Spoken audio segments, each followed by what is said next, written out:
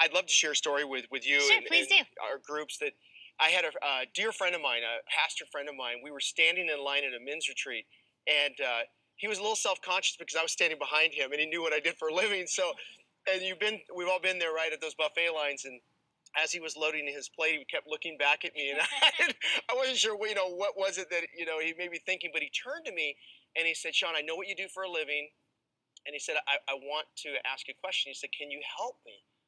And this is my pastor. This is someone that I look to as so strong, and spiritually strong, very strong. But he realized that in the area of his fitness and his health and where his health had gone, he realized that he was struggling.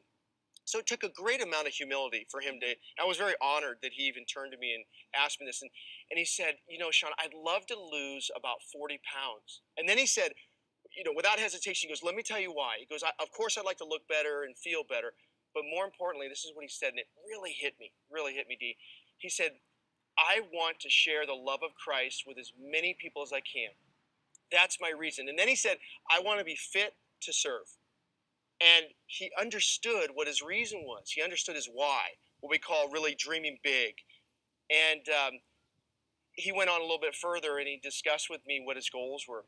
And I think that for me, and this was years ago, made me realize there's a greater reason to be healthy and well than just looking good, than just getting in a pair of jeans or going to that reunion or what have you that motivates us. And those are okay, but at the end of the day, that's not going to help us when we're really struggling.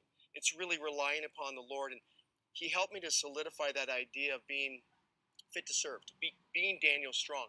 And I'm happy to tell everyone that he's not only lost his 40 pounds, he's well into his 70s and he's serving the Lord. Thousands of people have come to Christ. He's given that hope to. So he made that decision that day and he reached out. That is incredible.